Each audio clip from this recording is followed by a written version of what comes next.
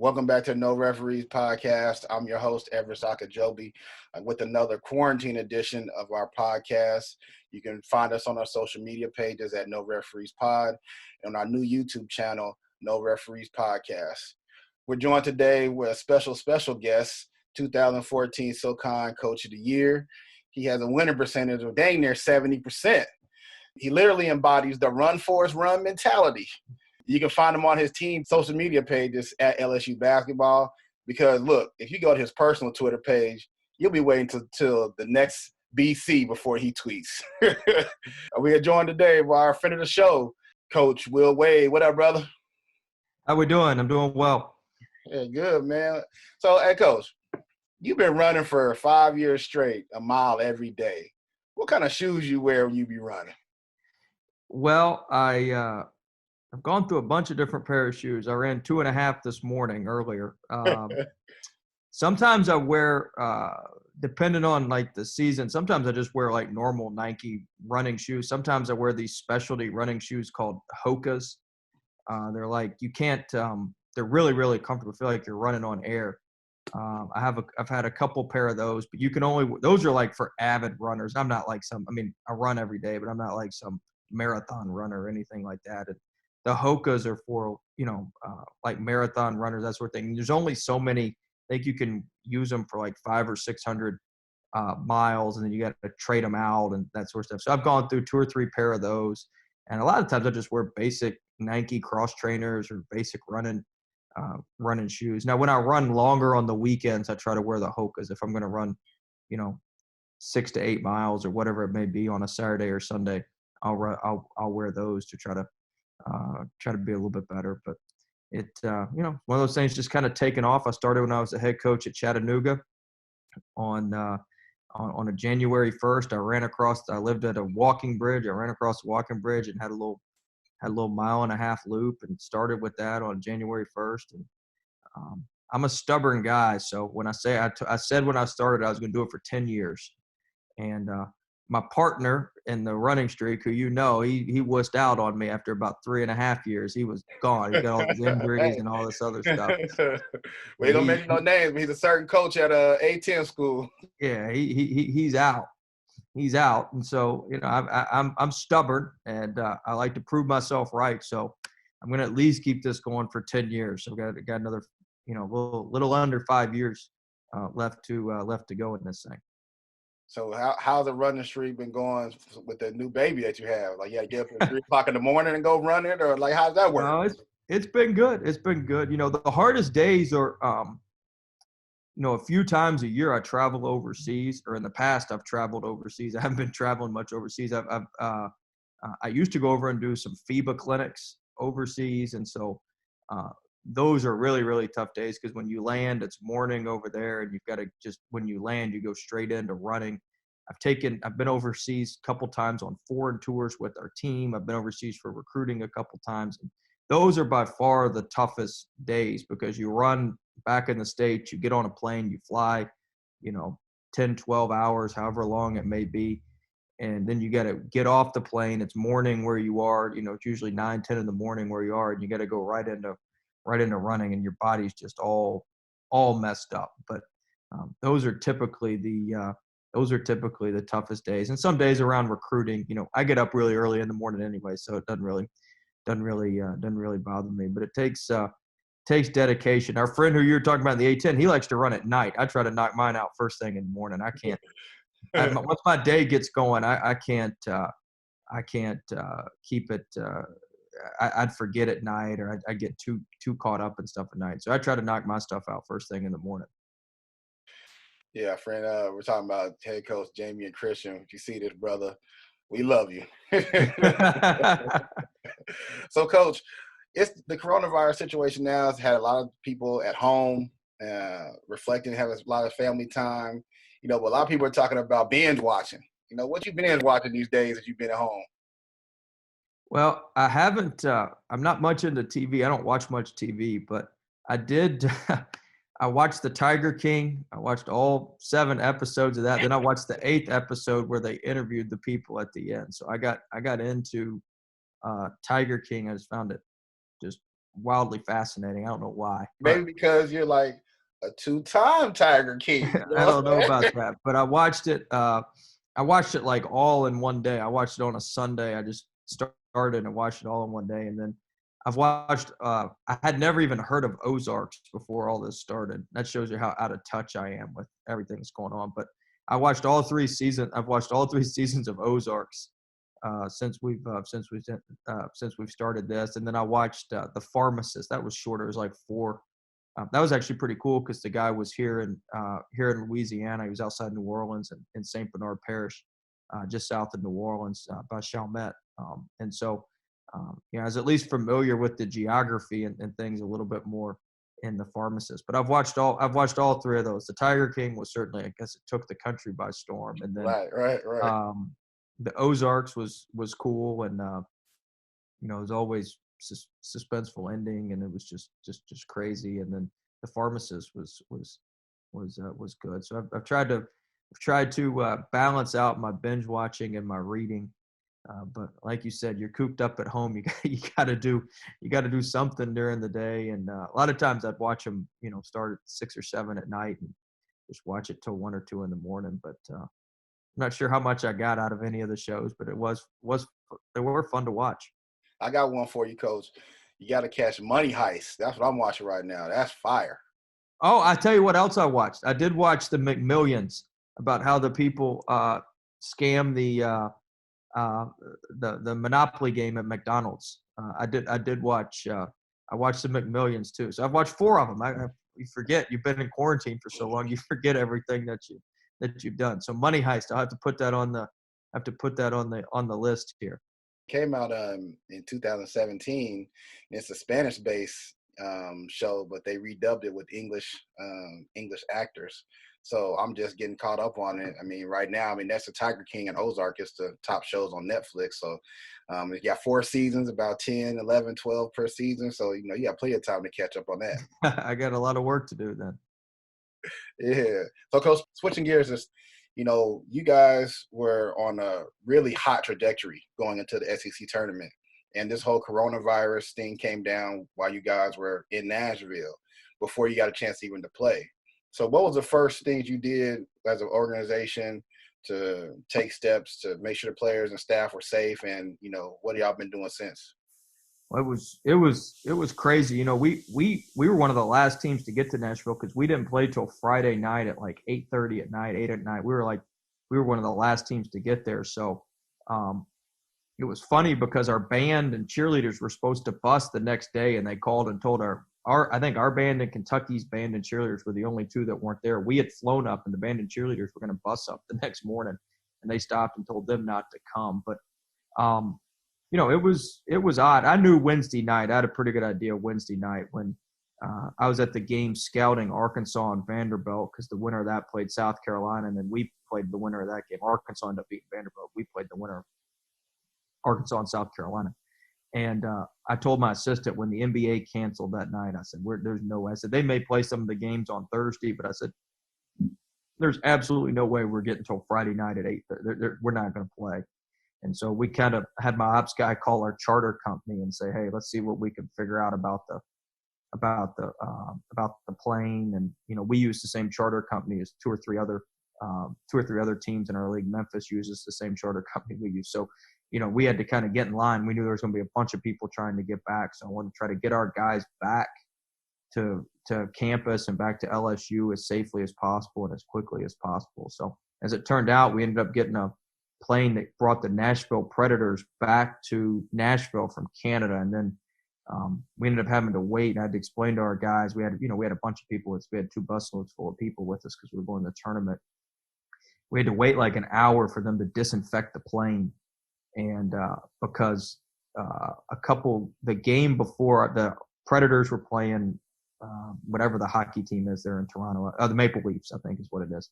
They were playing the Maple Leafs, but a couple games before, the Jazz had been there to play the Raptors, and so they were all worried about everything that the locker rooms and everything. So that was our first little test of everything. We had to make sure the plane was disinfected. They wiped down every seat. They gave us stuff as we got on the plane, so we made sure everything was disinfected. We flew back, and then I talked to the team on the bus, and basically some of them went home, some of them stayed here. A lot of them have actually come back here just because this is the best place for them to quarantine in the apartments on campus. And our athletic dining hall, that facility's still open. They've got access to everything that they need here in terms of mental health and mental welfare. So it's been, it's been challenging, especially with the academic side of things, making sure our guys are keep up with their classwork, keep doing what they need to do academically. But our guys have responded to it pretty well, and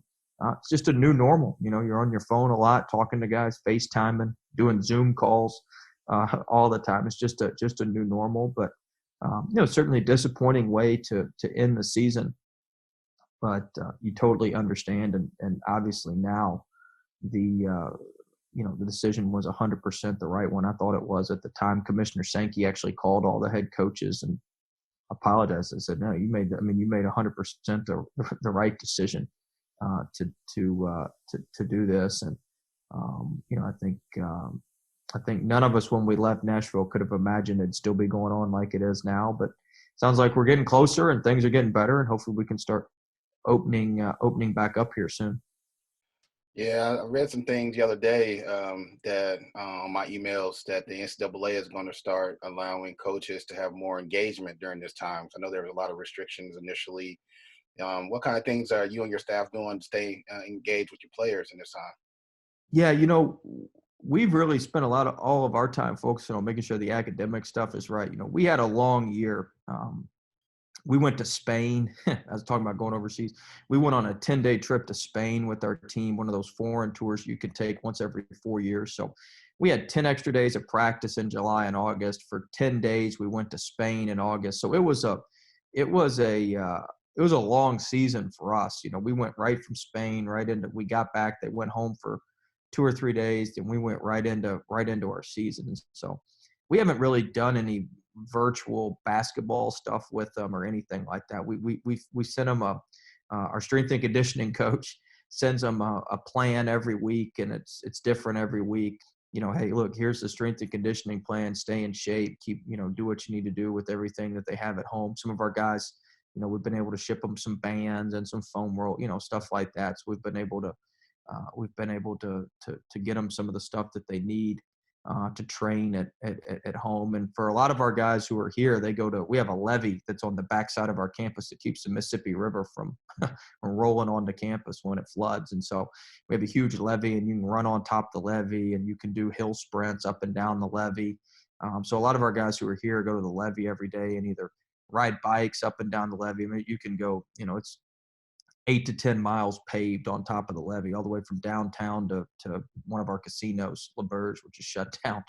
But our guys can go work out on the levee and do different things there, and the ones who are at home certainly have access to do things. So we've just tried to focus more on the academic side and the staying in shape, and then if we do that, if they stay in shape and keep their academics right, whenever we're able to get back with them this summer or during the during the fall, whenever that may be, if they're in shape and that sort of thing, then we'll get back to worrying about the basketball stuff. Now, certainly some of our guys are doing basketball stuff on their own, but we haven't put a lot of our time into doing a lot of the basketball stuff yet. Sticking with the players, I know a lot of time you've been putting in recruiting. Just want to say congratulations. National Signing Day just came and went, and you had a huge announcement with one of the best, if not the best, recruiting class in your head coaching history. Just want to talk about just those guys coming on campus. How excited you are about those guys coming aboard to time to boot up? That's right. No, we're excited. We feel like we've got a good group. We need to address some major needs. We needed to replace some scoring, which we did with Cam Thomas. We need to replace. I heard you need a big man too. Hey, I got you, coach. Yeah, we still need a big. We got one big, and we still need. We need. It's like Noah's Ark. You need two of everything. We're still working on that, but. No, I feel really good about the class. We addressed our need. We need some depth at point guard, and we addressed that with Jalen Cook and and Eric Gaines. Obviously, we signed Shaquille O'Neal's son, who's one of the best players, if not the best player in our program's history. And so to have him on board, and we have a wing from Las Vegas, Imwani Wilkinson, who's a phenomenal player. He's only 17 years old. He's going to be great for us. And then big kid Bradley is Wiro. And so we feel like we got a transfer from Georgetown, who was one of the best freshmen in the Big East, Josh LeBlanc. So we feel like we've addressed a lot of our needs, and we had a pretty good season this season, but we had some shortcomings as a team. We weren't as deep as we need to be. We weren't as efficient as we need to be, and we weren't as big as we need to be. I mean, you've got to have rim protection. You got to have big bodies if you're going to win at a high level. So I think we've addressed a lot of our needs with the recruiting class, and I feel very good. We're going to have some experienced returners coming back. Anytime you can mix some experienced returners with some very, very talented freshmen and very, very talented newcomers, I think gives you a chance to have a very, very good team, which we'll certainly have next year. Yeah, Coach, I saw your recruiting list the other day, and I was like, man, this guy, top guy. Coach, y'all over there doing it right over there. Y'all over there getting the boys in there like swimwear. Well, we're trying. It's a lot of the kids have a connection to Louisiana. Like the kid in Las Vegas, his dad's family is from Louisiana. There's usually some sort of connection to Louisiana, connection to our state that allows us to draw some of these kids in from all over the place. One of the most, or probably the most noticeable recruit you got is Shareef O'Neal, LSU Legends, Shaquille O'Neal's son. What was that process like, just speaking to him, speaking to his parents? I know he had a situation, his heart condition. Yeah. What was that? This shows you how dumb I am. So, I obviously I talked to Shaq, and I talked to Shaq since I got the job, and we talk every, once a month, maybe once every 6 weeks. And, so we were in contact with him, and he was excited and wanted Shareef to come to LSU. But the mom, Shawnee, I just made contact with her when Shareef went in the transfer portal. So Shaq was doing something the weekend of the visit, so he couldn't come on the visit. So it was Shawnee and Shareef's sister and Shareef. And so we're walking around. It shows you how just oblivious I am to everything. We're walking around campus, and everybody's stopping to take pictures with Shawnee.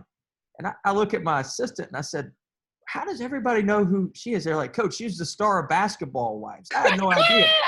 I had no clue. I was like, how does everybody know she's like Shaquille O'Neal's? I was like, how does everybody know this? How does everybody know who she is? And my sister's like, Coach, she's as famous as Shaq. She's the star of the show Basketball Wives. I'm like, oh, I had no clue. I had no idea. Like everybody's trying to take pictures with her and all this stuff. And so it was wild. I was clueless to that. But Shareef, he's a great kid, and his at UCLA, he was waiting to get his heart back, his heart back to 100%. And I talked to him the other day, and he feels like he's finally got it back right, and got it back where he feels comfortable, where he can push himself. That's hard to get over as much as it is physically, as as mentally. Getting over the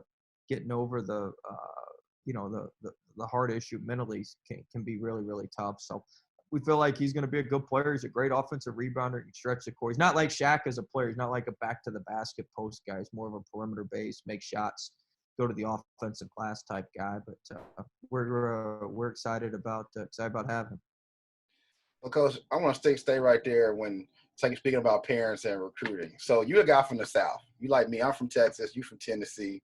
So you know about good food, good home-cooked meals.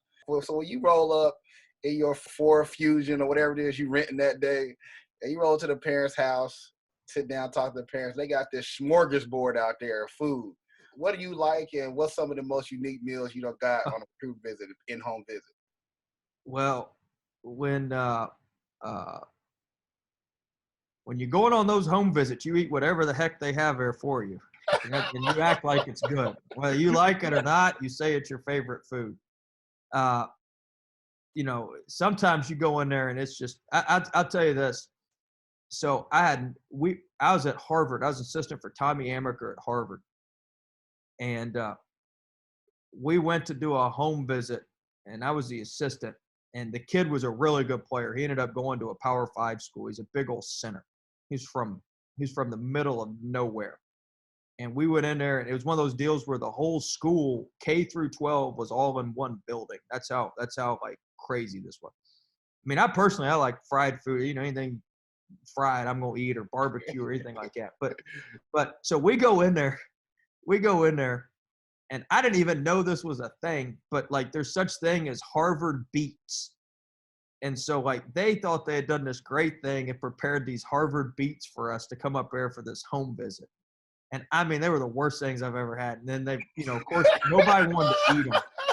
Nobody wanted to eat them. And so, Coach Amaker didn't want to eat them either. And so, like, they're poor, like, oh, they got extras, and you got to eat two spoonfuls of. It was awful. It was awful. I didn't even know Harvard Beats were a thing. You guys sit there and just eat them, and it was just it was the worst. But most of the time, the food, we had one in Texas a couple years ago. The dad grilled out on the grill. It was phenomenal. The food was phenomenal. We had one I've had one, but 9 times out of 10, the food's great. Like they cook up a great meal, and it's usually the kids' favorite meal. So it's usually got like macaroni and cheese, which I love, and some sort of barbecue chicken breast or ribs or something really good. So, but yeah, every once in a while you run into stuff where they try to pull one on you and think they're doing something great, and they go off the grid, and you just have to eat just terrible, terrible food. I tell you one thing, when we bring them on the visits, we always take them somewhere, because we got fried alligator down here. So we always get the kids to eat the fried alligator. We tell them, hey, look, even if you don't come to LSU, you can at least say you ate alligator. We always try to get everybody to eat a little fried alligator when they're down here on our visit. Hey, I remember the first time I had fried alligator, I went to Papa Do's, and I went with my sister. She told me it tastes like chicken. I'm thinking they're going to bring out this little alligator with scales on it. It come out like little chicken tender. Yeah, it looked like little popcorn shrimp. But it's good. It's not bad. You put the little dipping sauce in it. It's not bad. They come around to it. One of my family friends is from Baton Rouge, and I've only been there one time. And I remember he took me to this little market out there where you walk in and you like get to pick out the catfish, and they like scoop it up and you flop on the ground, and they like skin it, be veining, and cook it for you right there. That's it. Tony's Seafood. It's still there. It's like a market and grocery store. Yeah. That's real good. It's real good. You can't get in there right now, but it's real good. You can go through the line there, and half of it's a fresh seafood market, and half of it's a grocery store. Yeah, Tony's Seafood. It's a good spot. Yeah, I remember coming up in Texas, I'd never seen them like that. I was like, man, they cook it for you. They skin and do everything right there. It's different down here now. They'll do anything you need down here now.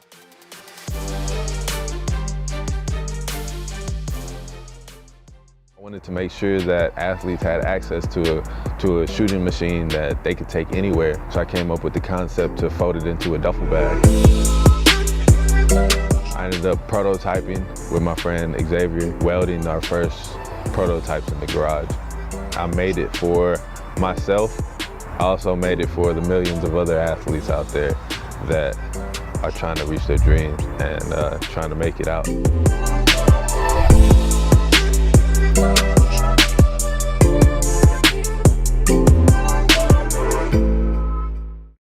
Coach, switching over to basketball, tell me about, or just talk to our fans just about, what style of play that you have.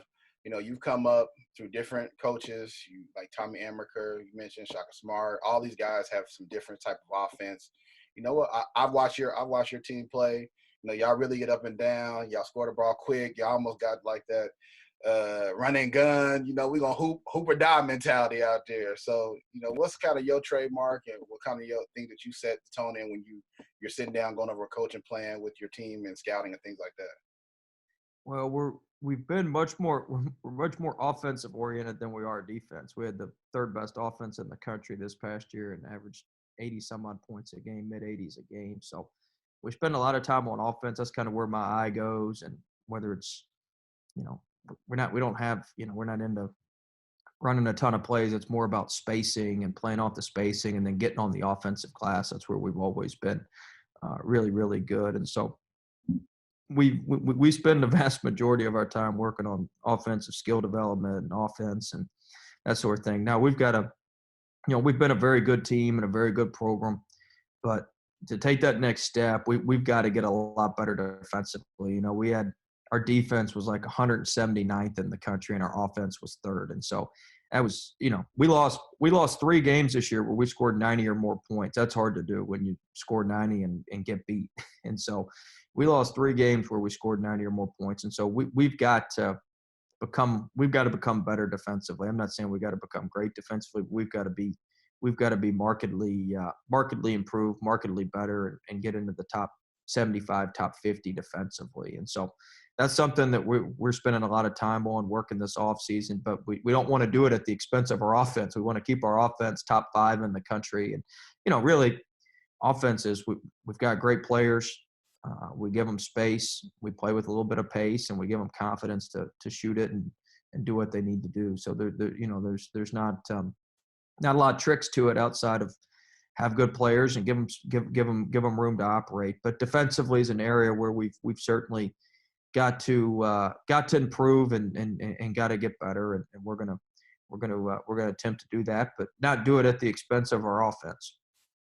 You got to make sure you're out there running and gunning and getting that ball out quick and scoring, putting a lot of pressure on the other opposing team's defense. Yep, that's what we like to do. We try to win the sprints those first 4 seconds. We want to win the sprints those first 4 seconds and get down the court and get to our spots and have the defense scrambling from the beginning. Have the defense playing on their heels and scrambling from the beginning. If we can do that, we're in pretty good shape. What's your off-season conditioning program looking like, or do you do any conditioning built into practice? We do a lot of conditioning built into practice. I'm not the smartest cat when it comes to all that. So I've got a great strength and conditioning coach, Greg Golden. He's been with me the whole time. So I've been a head coach at Tennessee Chattanooga, VCU, and obviously now at LSU. And he's been with me he's been with me 7 years.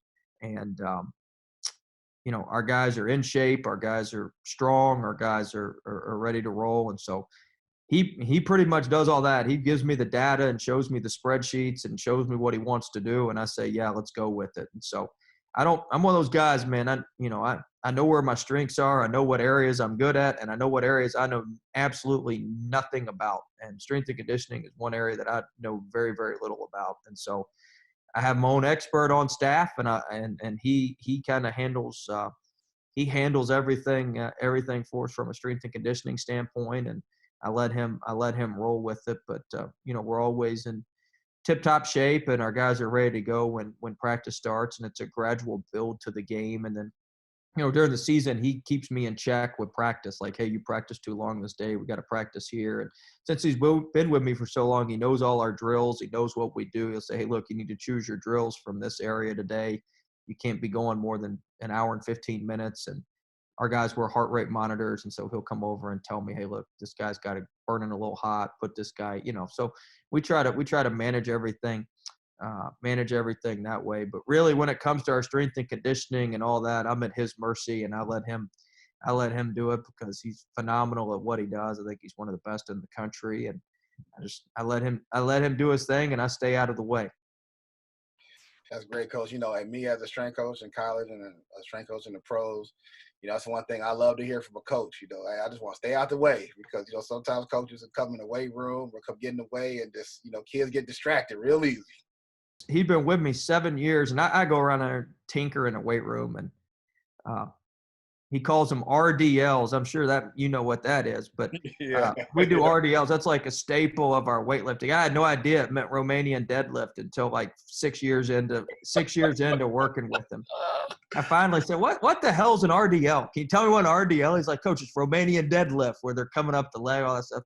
I kept hearing that's like a staple of what we do. That shows you how clueless I am on what we got going on over here. But I keep hearing RDLs. We do RDLs every workout or every third day. I'm in I'll go over in the weight room, watch what they're doing. I can tell whether you're going hard, or, stuff like that. I don't know the whether you're making the movements right and stuff. But it took me 6 years to figure out what an RDL is. That shows you how how ignorant I am when it comes to the weight room. But I do like telling everybody I know it's a Romanian deadlift. Makes me feel better. That's all right, coach, because hey, look, us strength coaches, sometimes we don't know what zipper screens are, flare screens, things of that nature. So, we just know it's a screen. That's right. So, coach, I want to go back to this. You mentioned VCU, you mentioned UT Chat, you mentioned Tommy Amaker, Harvard. So I want to ask a question based upon different programs. You've come from those programs, and VCU would be considered as a mid-major type program school-wise, but a high-major basketball program.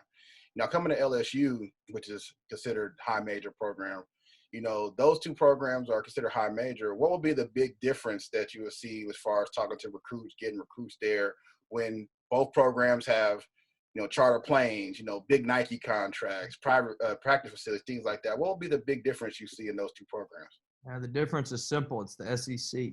I mean, every kid wants to play in the SEC. Every kid wants to play at this level. That's the toughest part about, being in the Atlantic 10. Just look at what's happened. Rhode Island, who we played this year, is a phenomenal team, and they lost a kid to Kentucky who played, I think he averaged 5-6 points a game for them. It's topping the kid at Dayton's brother, but they lose a kid to Kentucky. And so it's just the league. I mean, it's the SEC, and every game's on, national TV, where a lot of the A10 games are as well, but it's just a different level. And so, that's what, as a competitor, I understand it. As a competitor, as a coach, that's what I want to be a part of. And we've got phenomenal coaches in this league. I mean, the coaching talent in the SEC is just absurd. And so we've got unbelievable coaches in this league. And, as a coach, you want to compete against those guys. And as a player, we've got the best athletes and some of the best players in the entire country. And the NBA draft bears that out year after year. And so as a player, I just think a lot of guys want to compete in this league. So there's no doubt that's, like you said, the shoes and the facilities and the planes and a lot of that stuff's just about the same. It all comes down to competing in the SEC and the stage that you're on. Yeah, because I know, kids, they want all that kind of stuff, and they want to play for the coach, and they want, but kids, these days, they want J's, they want KDs, they want, that Chick-fil-A walking onto the plane. Kids want, a little bit more these days. Oh yeah, they want it all. That's for sure. One more thing you mentioned about just a few stops you had. We mentioned our buddy Jamie and Christian. Both of you guys came from the Shaka Smart coaching tree. I pay attention to a lot, being from Texas as the Big 12, and at Texas, what Coach Smart does over there. He's had to kind of change the way he does things over there with the way that he had it at VCU. And so I just wanted to ask you a question in regards to Coach Smart. How do you think that his style of play has changed over the years just being at Texas? I think it's changed. I think it's changed a little bit. I think he's, you always got to play to your personnel. And so, you look at most of us who worked at VCU, it's not like any of us really press that much anymore. I don't press that much anymore. But, the reason I don't press isn't because I don't like it. Jamie presses the most of any of us. But the reality is, the reason we were able to do that at VCU is we had Briante Weber. Like, we had the best guy in the country at stealing the ball. I mean, if he doesn't get hurt his senior year, he shatters the NCAA steals record. And so when you have somebody like that who can just pick somebody's pocket, I mean, it makes sense to press. And so, it's a lot more, it's a lot different when you're at this level and your guards can't pick their pocket and they're not as quick, and the guards that you're going against are going to blow by him. And then you got a lottery pick at center in the back. And so do you want to expose him to foul trouble at the back end of your press because your guards can't pick his pocket or contain the ball like Briante can? So it's a lot of it's just risk reward and give and take. And I think he's done a great job. We played him this past year, and he pressed after free throws and did it in certain situations. But I think he's done a great job of adjusting to his personnel and doing what he needs to do to give himself the opportunity to win games at Texas. They were going to go to the NCAA tournament this past year if things didn't get things didn't go left on us here, and he's going to have a really, really good team, probably his best team next year, and they'll be excellent again. Yeah, I love Coach Smart. I just love the way he handles himself, mostly in the media. I'm a basketball strength coach, but as far as the X and O's, I don't know what, like I said, I don't know if y'all doing some pitch ahead or some role replaces or get the pitch post. I don't know what all that is. I just know, coaches know how to coach. It's always seems like he's just out there. He knows exactly what he's doing.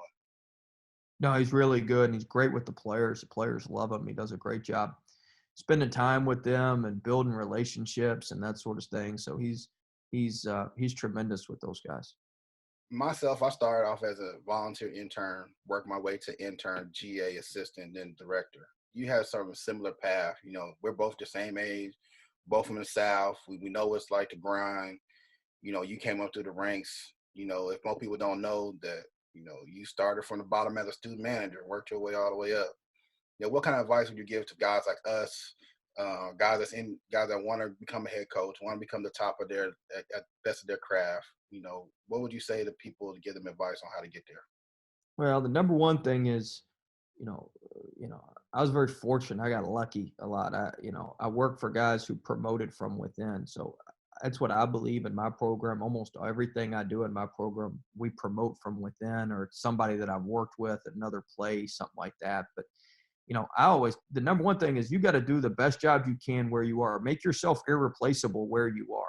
The reason I got my first job at Clemson after I was a manager there is because Coach Purnell knew I could run his camps for him. And, coaches like camps and they like the money that they make from camps. And so he felt like I could run his camps for him because I'd run the camps or been very active in the camps as a student manager.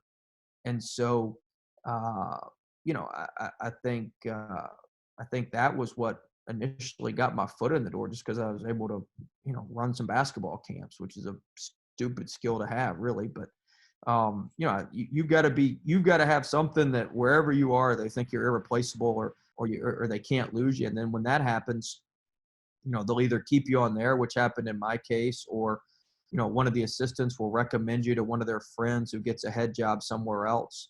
And that's what happened, how I got connected to Coach Amaker. But really just do the best job you are where you are and learn as much as you can. Like if I was doing it today, I'd know everything about video, about graphics and making graphics for kids and analytics. I'd be focused on those three areas. I'd be the best in the country at video, graphics, and analytics, because I think those are areas that most staffs are looking for people and don't have a lot of people who are knowledgeable in those areas. Yeah, all the kids these days, they want to be on the gram, they want to be on Snapchat, they want to be on Twitter, they want to see their graphics. When the kids come on campus, they take the pictures, they want to do the photo shoot and all that good stuff. No doubt. And the better you are as a manager or administrative person and that stuff, the more marketable you are, and the better people are going to look at you. All right, Coach, in the court of no referees, you cannot plead the fifth. Like I mentioned to you earlier, you're a Clemson guy, which is Clemson Tigers. That's right. You're an LSU guy now, Yep. with LSU Tigers. Yep. So this past year, we had the National Football Championship. Right. LSU versus Clemson. It's a two-part question. Number one, which program is the real Death Valley? and second part of the question, who are you rooting for? I was rooting for LSU, and LSU is the original and real Death Valley as well. But I was definitely – I'm LSU through and through now. I've been down here 3 years, going on my fourth. I love it down here. Coach Ogeron is awesome. He helps us in recruiting. He's wide open when we want kids to go over to football facility or meet him or meet anybody on his staff. He's been just unbelievable. He's helped us so much in recruiting. And it's great for our state. It's great for the state of Louisiana when our football team's good. It's great for our team when our football team's good. And so we traveled. We were playing at Texas A&M the next day after the national championship game. And so we traveled to A&M early so we could get there in time to watch the national championship game. And our guys were fired up. It was a cool night. For me being a former coach at the Memphis Tigers, it's like, what's Tiger fan do I root for here? That's right. That was a good game. Welcome back to the No Referees Podcast. Again, we got an encore presentation with Coach Will Wade. He's back. He had to run earlier, literally had to get on the pavement and run. He came back to join us again. As you see, it went from sunlight to dark outside. So he came back again to join us for an encore presentation. Just to touch on a few quick points that we didn't get a chance to earlier because he had to run. So, Coach, I wanted to ask you just about today's 2020. There's a lot of big things going on, a lot of topic on sports psychology, mental health. Earlier, you mentioned it in our first part of our episode that you guys like to get out and run, win the sprints. Y'all do heavy conditioning, and y'all just want to be a team that goes up and down the floor. You know, what do you do in practice and your preparation to keep your team mentally sharp and they're always focused on, the task at hand? We do a lot with mindfulness. Greg Graber does a tremendous job with our guys. We spend a lot of time working on meditation. I do a lot of the 5-1-7 breathing techniques and different breathing techniques that are beneficial. And so, he works not only with our guys on the mindfulness, but on visualization and how to visualize before the game and how to control your thoughts and make sure you're controlling your thinking and your thoughts aren't controlling you. So we do a lot of that stuff. It's a good skill for our guys to have now, and it's a good skill for our guys to take with them in life as well. So it's something we invest a lot of time into. It's a priority in our program. And Coach Graber and Greg Graber, he does a real good job for us. Yeah, a lot of programs are transitioning more to having a specialist in the mindfulness and the sports psychology, mental health approach, because it's such a big topic among not only collegiate athletes, because they have class, they have so many things to juggle, but also professional athletes as well. So I think it's real beneficial, and I'm glad that you guys are doing that. Yeah, it's been great for our guys, and it's something that our guys have really bought into, and I think it's helped our free throw percentage. I think it's helped a lot of different areas of our game, and I think it's something that's helped our guys in life. It's exposed them to something different and something new, and exposed me. The first time I heard about it, I said, "This is crazy. There's no way in the world I'm going to get into all this." And now I do it. So it's been helpful for me. It's been helpful for our players. It's been good for our program. All right, Coach, before I get you out of here real quick, the No Referees Podcast. We're no referees. We're no texts, no whistles, no rules. So I want to know the very first time you got your first technical foul and your first time you got into it with a referee. Coach. I think I haven't gotten a lot of technicals, actually. The first one, though. The first one I think I got when I was the head coach at Tennessee Chattanooga. It was late in my first year, and we played at Eastern Kentucky. I think I got stuck at Eastern Kentucky. I think that was the first one I got. I've only gotten 3 or 4 in 7 years. I don't think I haven't really gotten that many. But do you remember what you said to that ref that first tech? Oh, I don't know what I said, but I certainly deserved it. I probably earned one a lot earlier minutes before he gave me the tech. Well, Coach, appreciate you joining us today on No Referees Podcast, taking some time out for us. Everyone, please go follow him on his team page at LSU Basketball. Because, again, Coach at W Wade LSU, he ain't tweeting nothing no time soon. We don't have time for that. We stay off at Twitter and we let it go from our program. I ain't got time for that. I probably need somebody to work on our Twitter account a little bit. But I'm a big believer. This is one thing I do believe. You got to tell everybody what you're doing. You really ain't doing that much. So I don't like putting all that stuff out there. If you got to tell everybody about everything you're doing and all that stuff, that means you're not doing everything you say you're doing. So we try to be about what we say we're about, put our head down and go to work. Well, I appreciate that too, Coach. Hey, I have a Twitter page that my kid set up for me 9 years ago, and I think I tweeted maybe once or twice. So we in the same boat. There you go. I appreciate you having me on. Thank you, Coach, and good luck this year. Thank you very much. All right, bye-bye. Bye now. Thanks for listening to another episode of the No Referees Podcast. Don't forget to hit the subscribe button wherever you're listening to this show, and rate and review us on Apple Podcasts. And don't forget to follow us on social media at No Referees Pod. Till the next episode, we out.